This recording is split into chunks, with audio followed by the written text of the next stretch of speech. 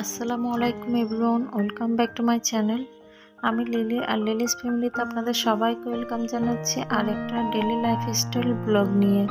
আশা করি কাছে বা দূরে, দেশে বা দেশের বাইরে যে যেখানে বসে আমার ভিডিওটি দেখছেন বা শুনছেন, সবাই আল্লাহর অশেষ রহমতে ভালো আছেন, সুস্থ আছেন। আলহামদুলিল্লাহ, আমি আমার পরিবার সবাই আল্লাহর অশেষ রহমতে এবং আপনাদের দোয়া ও ভালোবাসায় ভালো আছি, সুস্থ আছি। শুকর আলহামদুলিল্লাহ।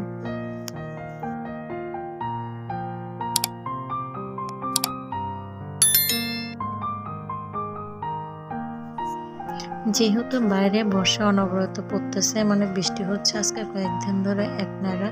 তো বাইরে ছিল হালকা মেঘ, তো আমি গিয়ে একটু ছাদে উঠছিলাম বাচ্চাদেরকে নিয়ে আমার গাছগুলো দেখার জন্য, কারণ ওই বাসা থেকে এনে যে ছাদে তুলে রাখা হয়েছে আর উপরে আসি নাই আর দেখা হয়নি এটা কোথায় কোন অবস্থায় রাখা হয়েছে। আর সাথে কিছু যে এক্সট্রা মাটি রয়ে গেছে, ওই মাটিতে গিয়ে আমি কিছু মরিচের চারা দিব, সেই জন্য ছাদে উঠে গেলাম। যেহেতু বৃষ্টি পড়লে আবার উঠতে পারবো না, যেহেতু বৃষ্টি পড়তেছে অনাথ, সেই জন্য আশেপাশের যে পরিবেশটা ছিল সেটা আপনাদের সাথে ছোট করে শেয়ার করলাম আর আমার বাচ্চাদের দুষ্টুমি। এটা গিয়ে বিকালে ছাদের থেকে নামার পর গিয়ে রান্না করতেছিলাম। তো আজকে কিছু চিংড়ি মাছ দিয়ে সবজি রান্না করতেছি, মানে বরবটি আর আলু মিক্স করে টমেটো দিয়ে সবজি রান্না করব। আমার কাছে কিন্তু আমার এই নতুন বাসার আশেপাশের পরিবেশটা কিন্তু খুবই ভালো লাগে, কারণ যেদিকে তাকায় সবুজ আর সবুজ, মানে যতটুকু দৃষ্টি যায় আমার মনে হয় সবুজ দেখা যায়। সেই জন্য আপনাদের সাথে ছোট করে শেয়ার করছি আজকে। কার কার ভালো লাগছে নিশ্চয়ই কমেন্টে জানাবেন। আর আজকে যে দেখলেন বরবটি রান্না করলাম চিংড়ি মাছ দিয়ে, আর তারপর কিছু গরুর মাংস ভুনা করব।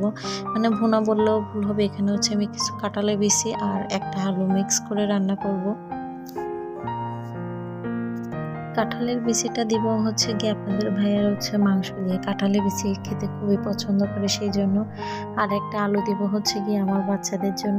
তাই কাঁঠালের বিচি আর আলু দুটাই মিক্স করে হালকা ঝোল করে এই রান্না করবে। এই যে আমার রান্নাটা শেষ, দেখেন।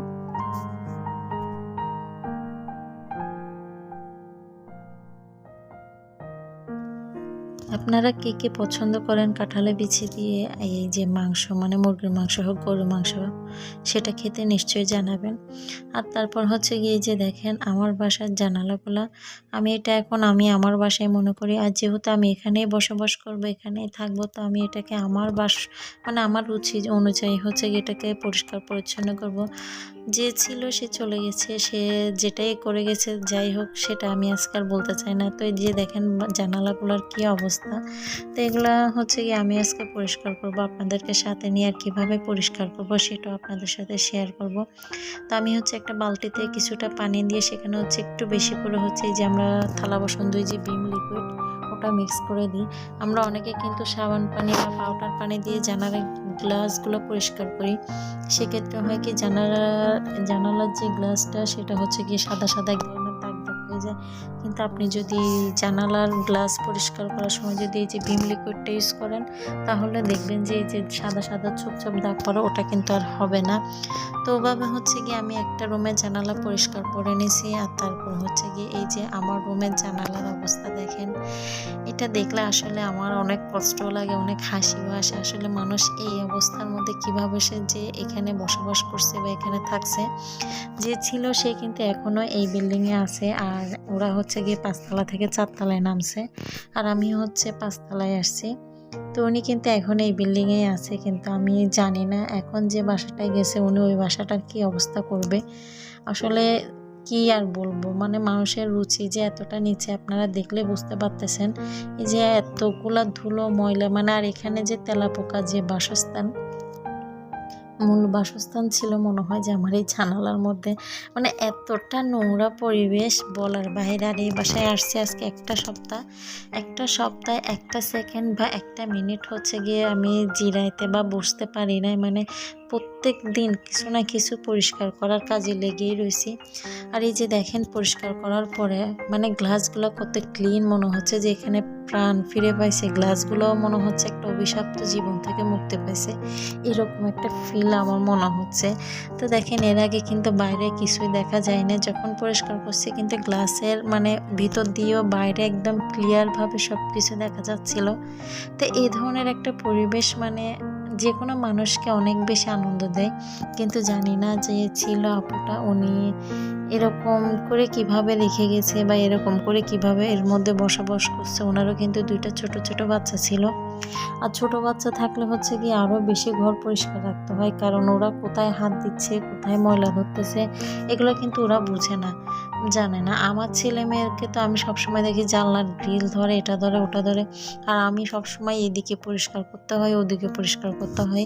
মানে আমার বাচ্চা কোথায় ধরবে কোথায় না ধরবে এটা তো আমি জানি না, তো সবসময় সব দিকে পরিষ্কার করে রাখার চেষ্টা করি যেন বাচ্চাদেরকে একটু পরিষ্কার পরিচ্ছন্ন পরিবেশ দিতে পারি। আর এটা দেখেন এই যে পরিষ্কার করছি গ্লাস, তার একটু ময়লা পানি আপনাদেরকে দেখালাম কতটা নোংরা ছিল। আর এটা হচ্ছে পরের দিন সকালে আমরা মা মেয়ে হচ্ছে কিছু পেঁয়াজ রসুন ছুলে নিচ্ছিলাম। এই যে অনেকগুলো মুরগির পা জমে গেছিলো, ওগুলো হচ্ছে আজকে একটু আলু দিয়ে রান্না করে নিব। সেই জন্য যেহেতু গতকালকে মুরগির মাংস গরুর মাংস রান্না করছিলাম, তারপর হচ্ছে গিয়ে সবজি ওগুলো আছে, সেই জন্য আর আজকে বেশি ঝামেলা করব না। আর কাজ করতে করতে অনেক টায়ার্ড, মানে শরীর পুরো ব্যথা হয়ে গেছে এই ঘরটা পরিষ্কার করতে করতে। জানি না আমার ভাগ্যের সামনে যদি কখনো আবার বাসা পরিষ্কার করতে হয় এর চেয়ে বেশি নোংরা পাবো না পরিষ্কার পাবো, কারণ আমি বরাবরই যখনই বাসা চেঞ্জ করি শুধু ময়লা আবর্জনা বাসায় আমার ভাগ্যে জুটে, জানি না কেন। তো এই বাসাটাও সেম ওভাবেই হয়েছে। তো আজকে সবার কাছে দোয়া চাইবো যে সবাই দোয়া করবেন, এরপরে যেন এখান থেকে বাসা পাল্টায় অন্য কোনো ভাড়া বাসায় যেতে না হয়। আল্লাহ যেন আমাকে তৌফিক দান করে নিজের একটা বাড়ি করার, সোজা যেন নিজের বাড়িতে গিয়ে উঠতে পারি। তো আজকের ভিডিওতে এখানেই বিদায় নিব। সবাই ভালো থাকবেন, সুস্থ থাকবেন। আসসালামু আলাইকুম, আল্লাহ হাফেজ।